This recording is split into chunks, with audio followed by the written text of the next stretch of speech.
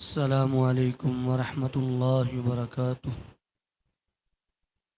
نحمده ونصلی علی رسولہ الکریم، اما بعد۔ اعوذ باللہ من الشیطان الرجیم، بسم اللہ الرحمن الرحیم۔ لقد کان لکم فی رسول اللہ اسوۃ حسنہ۔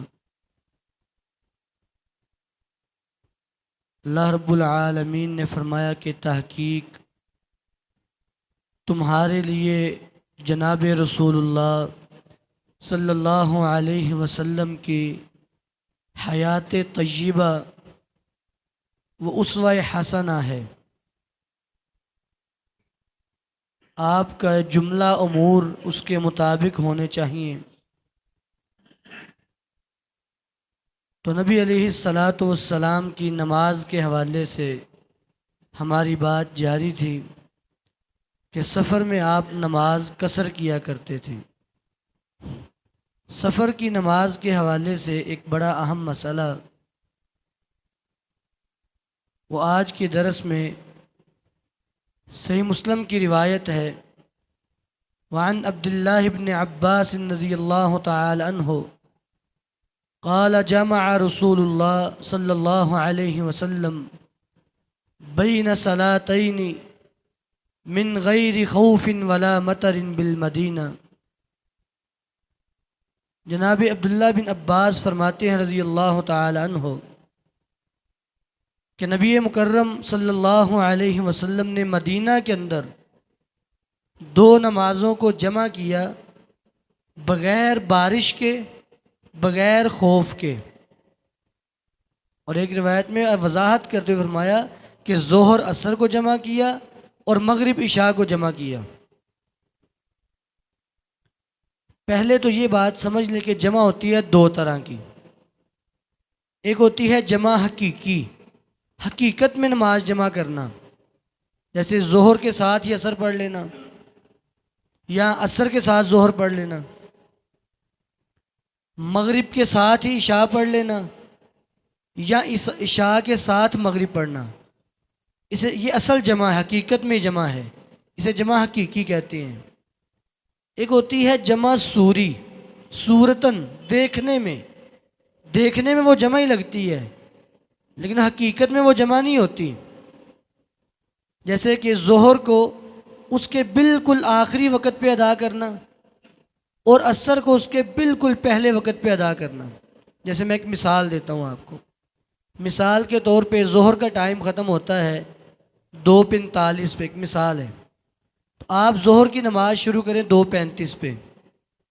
عام طور پہ 10 منٹ میں بندہ نماز پڑھ لیتا ہے اگر صحیح طرح پڑھے تو اب جیسے ہی آپ ظہر کی نماز سے فارغ ہوں گے، اب آپ نے ظہر کے وقت میں پڑھی ہے، اسلام پھر ساتھ عصر کا وقت شروع ہو گیا، اٹھ کے آپ عصر پڑھ لیں۔ ظہر آپ نے آخری وقت میں پڑھی، عصر آپ نے بالکل پہلے وقت میں پڑھی۔ اسے کہتے ہیں جمع صوری کرنا۔ اب یہ دو جمع ہوگی، جمع حقیقی اور جمع صوری۔ جمع حقیقی جو ہے نا وہ صرف سفر کے اندر جائز ہے۔ آپ سفر میں ہیں، آپ ایک نماز کے ساتھ دوسری نماز پڑھ سکتے ہیں، اس میں کوئی حرج نہیں ہے۔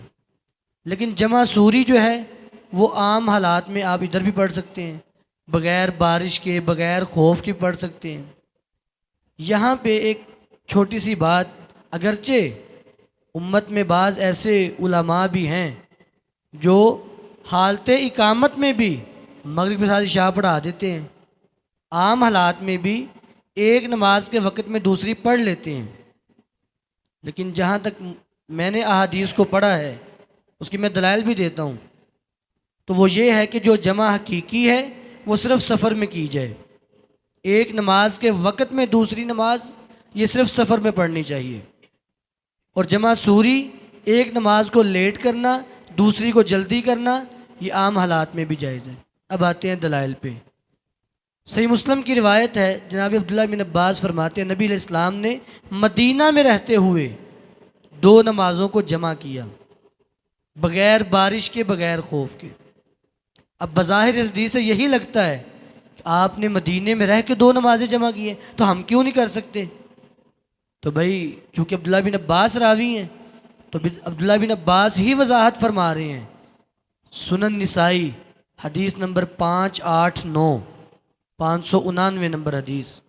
وہ خود فرماتے ہیں کہ نبی علیہ الصلاۃ والسلام نے مدینہ کے اندر جو نماز جمع کی تھی وہ جمع سوری تھی، وہ جمع حقیقی نہیں تھی. جب عبداللہ بن عباس خود وضاحت کر رہے ہیں کہ حضور نے جو مدینہ میں نماز جمع کی تھی وہ جمع سوری تھی، تو مسئلہ ہی واضح ہو گیا کہ آپ عام حالات میں جمع سوری کریں، سفر میں جمع حقیقی کریں. اور دوسری دلیل، نبی علیہ السلام کے پاس ایک عورت آئی، حمنہ بنت جہش رضی اللہ تعالی عنہ، اور کہا اللہ کے رسول مجھے ایک بیماری ہے استحاضہ کی، اور مجھے بہت زیادہ خون آتا ہے. آپ نے فرمایا تم 2 نمازوں کو جمع کر لیا کرو، تم 3 غسل کرو، فجر ٹائم غسل کرو، فجر پڑھ لو، ظہر کے وقت غسل کرو، ظہر کو لیٹ کر دو، عصر کو جلدی کر دو، جمع سوری کر کے دونوں نمازیں جمع کر لو. اسی طرح مغرب عشاء 1 غسل سے پڑھ لو، 3 غسل سے 5 نمازیں ہو گئیں. اب یہ عورت بیمار ہے، پریشان بھی ہے، اور حدیث میں اس کی وضاحت موجود ہے، انتہائی تکلیف میں تھی، اور آپ اسے جمع سوری کہہ رہے ہیں.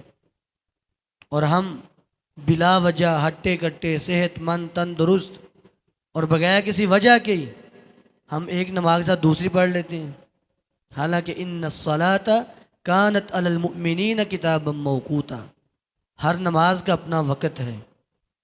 نبی علیہ السلام نے سفر میں جمع حقیقی کی ہے، آپ سفر میں کریں، اور عام حالات میں آپ نے جمع سوری کی ہے. اللہ رب العالمین ہمیں کتاب و سنت کو سمجھنے کی توفیق عطا فرمائے.